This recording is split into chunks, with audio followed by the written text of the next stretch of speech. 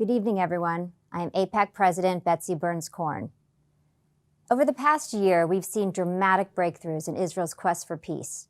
The new relations between Israel and the UAE, Bahrain, Sudan, and Morocco means that half the Arab population of the Middle East and North Africa now live in countries with formal diplomatic ties with the Jewish state. It's an incredible change and an exciting time. I think about this transformative moment with tremendous pride.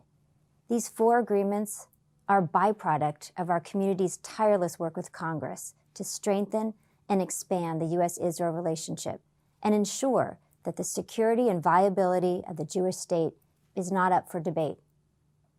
The Abraham Accords reinforced that those seeking peace and prosperity benefit from a relationship with Israel. Tonight, I'm honored to be joined by the Foreign Minister of Morocco, His Excellency Nassir Boureita, whose country has a deep history with the United States, a rich Jewish history, and a fascinating, albeit quiet history with Israel. Minister Boureita, thank you so much for joining us this evening. And let me start by saying Ramadan Mubarak. Thank you. Thank you very much, Betsy, for the invitation and for this opportunity to exchange with you. Thank you also, and Ramadan Mubarak to all those who are fasting. So Morocco is a country of great interest to many of our members, and many have ties with Morocco. Can you talk to us a little bit about the historic ties of Morocco and the Jewish community, both in Morocco and in Israel? I wonder if we can talk about Morocco and the Jewish community as a separate bodies, because they are one community. The Jewish population has lived in Morocco for centuries. They are part of the Moroccan population. They have nourished and enriched the Moroccan identity. And that's why our constitution may be the only one in the Arab and Islamic world which is mentioning the Jewish component as an important component of the Moroccan identity.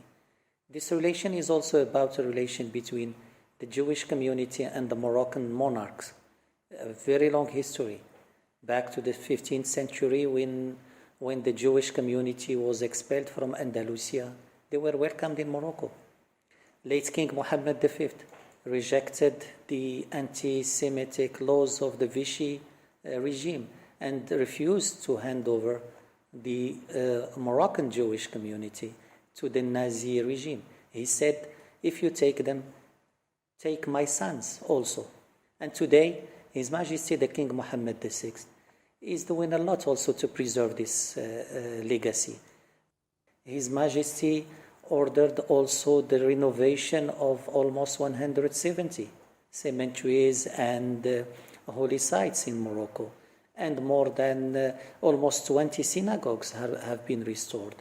Today in our school curricula, the reference to the Jewish component of the Moroccan history is there, and which is a unique fact in the Arab and the Islamic world. And Morocco is the only Arab and Islamic country with Jewish communities still living here, with its synagogues, with its tribunals, with its all its structures as normal components of the Moroccan identity and the Moroccan people. So that's why this relation is very particular. It's unique in the Arab world, and it has been safeguarded by the commitments of the kings of Morocco, but also the willingness of the Moroccan people.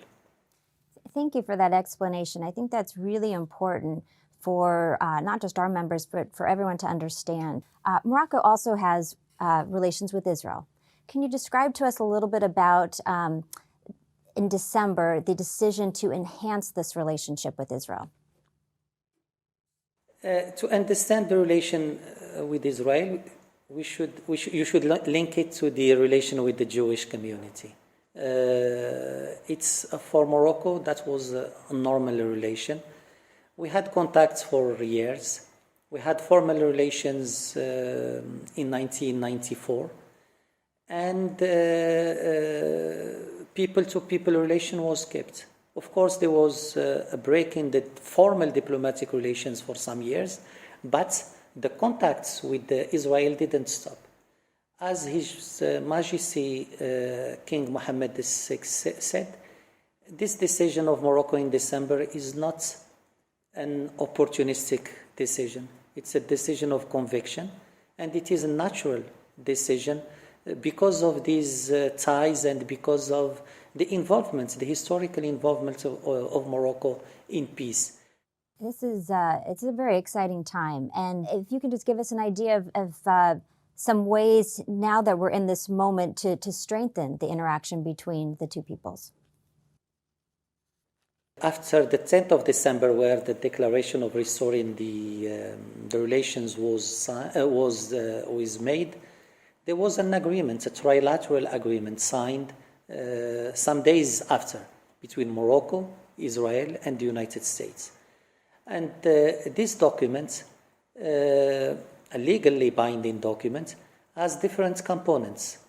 A recognition by the United States of Moroccan sovereignty over the Sahara, commitment by Morocco to develop the relations with Israel, and a commitment by Israel also to engage in a deep cooperation with the Kingdom of Morocco. Since that moment, we have taken concrete steps to translate into facts this declaration. The liaison offices have been opened in Rabat and in Tel Aviv, and they are working normally today with diplomats. We have established also 8 working groups on diplomacy, security, water, agriculture, tourism, etc., where we need to deepen the cooperation. So we have today all the tools for cooperation. We have also the political willingness. I hope very soon we will exchange high-level visits. The sky is the only limit. And we are, as His Majesty said, Morocco is sincere in this commitment. And as it is a decision of conviction, we will go as far as possible in developing the bilateral cooperation for the benefit of the two people and for the benefit of the region also. It really does sound like the sky's the limit. That's fantastic. So you mentioned a trilateral relationship between U.S., Israel, and Morocco. So I just want to talk about the U.S. for a second. Many people might not know that the U.S. and Morocco signed a treaty of peace and friendship in 1786. So can you tell us a little bit about the U.S. and Morocco relationship now? We have a strong political component through a strategic dialogue. We have a military commission to coordinate. We are the only African country to have an FTA, a free trade agreement with the United States. We are a non-NATO ally of the United States since 2004. And we have a very counter-terrorism and military component. So the relation is deeply rooted, the relation is adapted. Today we can work also on climate change, we can work on developing Africa, and we can work for promoting peace, including in the Middle East.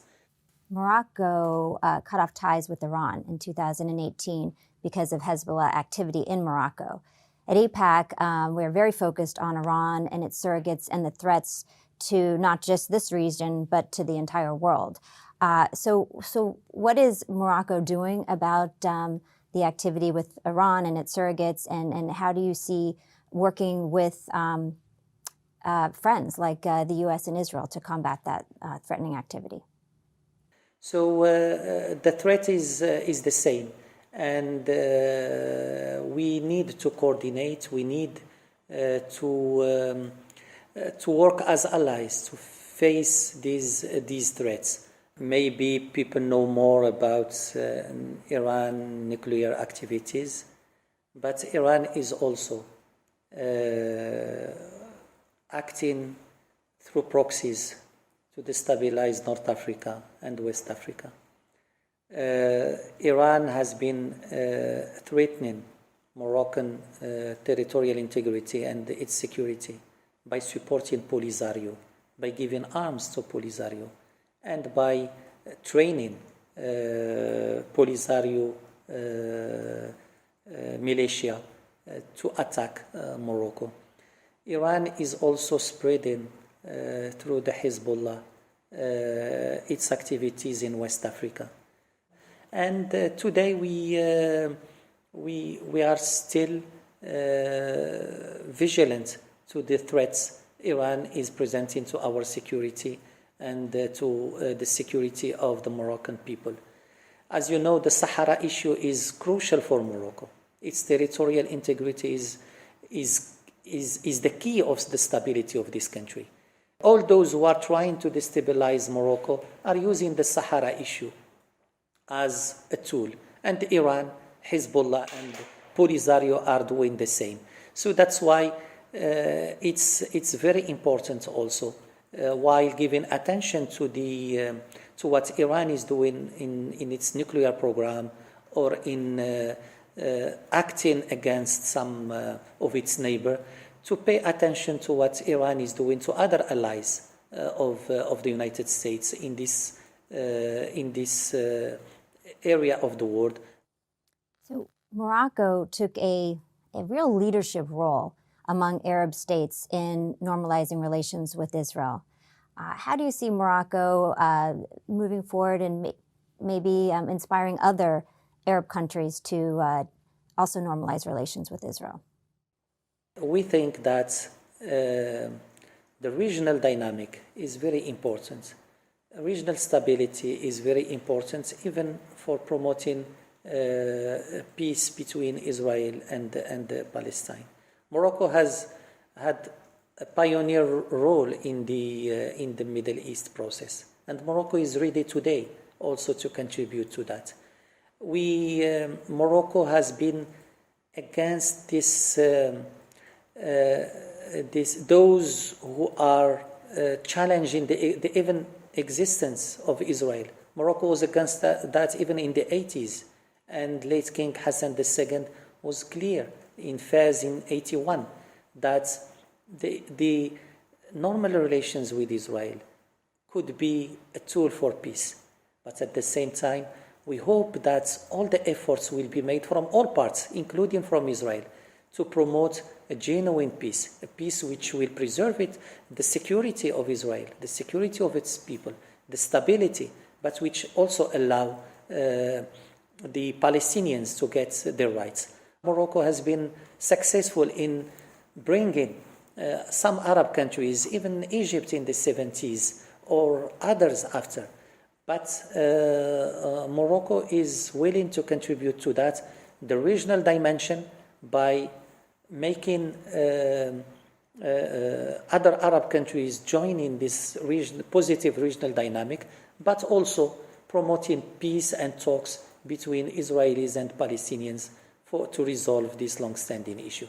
His Majesty has been also defending the special status of Jerusalem to be open to the three religions and to keep its special status as an area where all the believers could pray for God. And we are in Ramadan today, and it is important to promote also these values of tolerance and values of accepting each other in that part of the world also, as it was the case in Morocco, as it is the case in Morocco for years. What happened in Morocco could be an inspiration for others. Thank you, Minister. That is inspiring, and it has been a pleasure and an honor speaking with you. And as I mentioned earlier, before the call, I really look forward to coming to visit in person. Thank you. I take it as a commitment to come very soon to visit us here in Morocco. You will be most welcome. Thank you. It was a pleasure talking to you, BT.